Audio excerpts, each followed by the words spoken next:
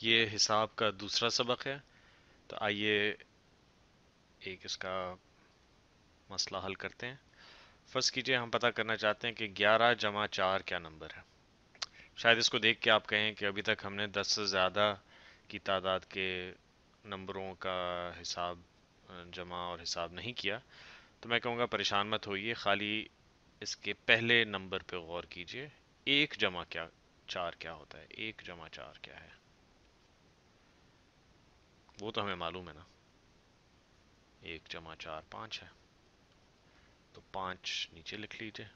اور 1 جمع، یہاں پہ تو کوئی نمبر نہیں ہے، صفر ہی سمجھیے، وہ 1 ہے، تو وہ نیچے لکھ لیتے ہیں۔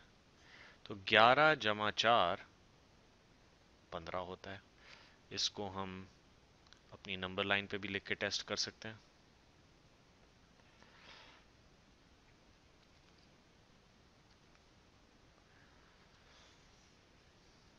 جس طرح کہ پہلے ہم نے کھینچی تھی لائن، ایسے کھینچا، اور یہاں پہ ہم صفر سے شروع کرتے ہیں۔ ویسے تو صفر سے نیچے بھی نمبر جاتے ہیں، یہ میں ابھی، آپ اس کے بارے میں بے شک تھوڑا کبھی سوچئے کہ صفر سے نیچے کس قسم کے نمبر ہوں گے، لیکن اس کے بارے میں ہم بعد میں بات کریں گے۔ فی الحال تعداد صفر سے آگے بڑھ رہی ہے۔ 8 9 10 11 12 13 14 15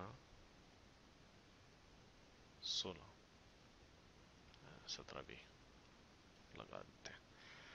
تو ہم نے جو شروع کیا تھا وہ اس خیال سے کیا تھا کہ دیکھیے، اگر ہمارے پاس 11 ہے اور ہم اس میں 4 جمع کرنا چاہتے ہیں، 1 2 3 4، تو کیا نمبر ملے گا؟ 15۔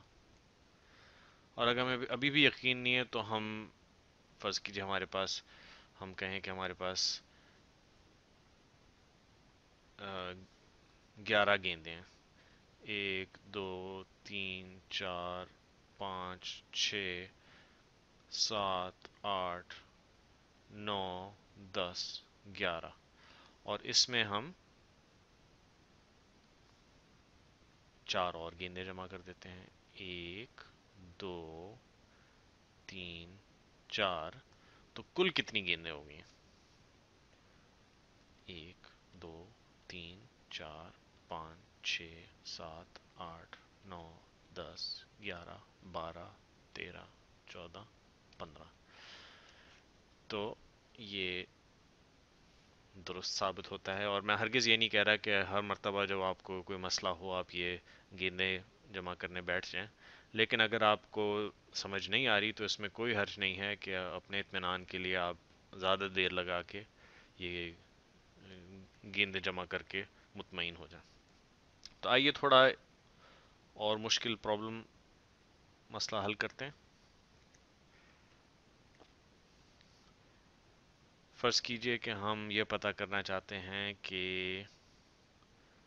28 جمع 7 کون سا نمبر ہوتا ہے۔ تو اس دفعہ پھر لائن کھینچتے ہیں،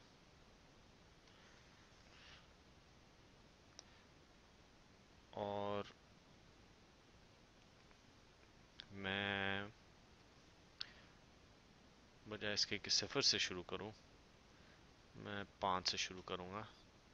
آپ کو پتہ ہے کہ 5 سے نیچے بھی نمبر جا رہے ہیں، 6 7 8 9 10 11 12 13 14 15 16 17۔ تو 8 جمع 7 کیا نمبر ہوتا ہے؟ 8 جمع 7، 8 سے 1 2 3 4 5 6 7، ये लीजिए हमारा भाई 15 दोबारा आ गया, 15 ये आ गया। तो इसको हम 5 यहाँ नीचे लिखेंगे और 1 ऊपर यहाँ पे लिख देंगे।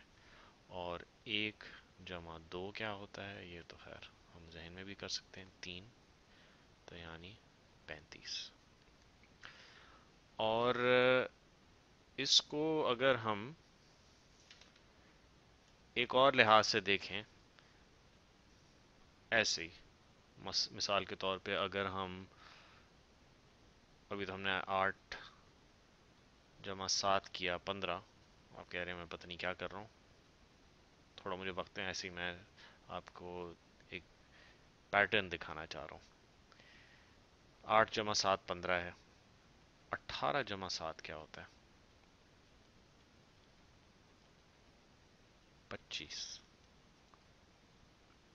और 28 जमा 7 क्या होता है, 35। ये हमारा 35 इधर कंफर्म भी हो गया। और 38 जमा 7 45। तो आप देख रहे होंगे कि यहाँ पे हमें एक पैटर्न नज़र आ रहा है। और ये मैं आपके लिए छोड़ दूंगा, इसके ऊपर थोड़ा और फिक्र करने के लिए पॉज करके इसके बारे में आप सोच भी सकते हैं। इसी तरह हमने देखा कि अगर जब 28 में हमने 1 जमा किया तो हमें 29 मिल गया।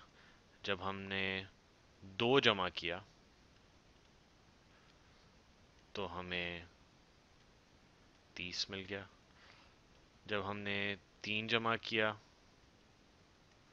तो हमें 31 मिल गया।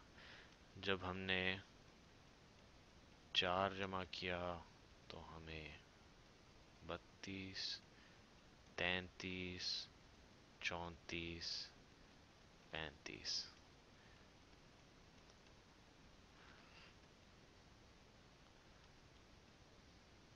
5, 6, 7 और ये 28, 28, 28।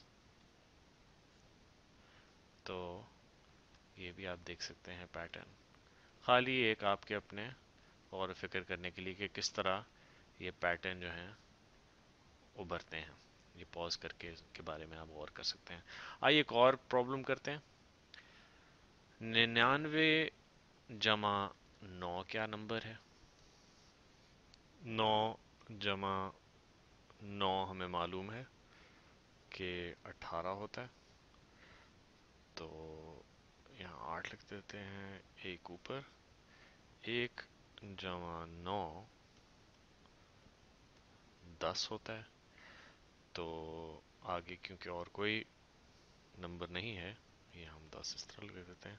तो 99 जमा 9 108। एक और मसला हल कर लेते हैं। 56 जमा 7 क्या होता है, 6 जमा 7 13। 1 जमा 5 6 63। अब मेरा ख्याल है आप तैयार हैं थोड़े और हिसाब के मसले हल करने के लिए। उम्मीद है आपको अब थोड़ा मज़ा भी आना शुरू हो गया होगा।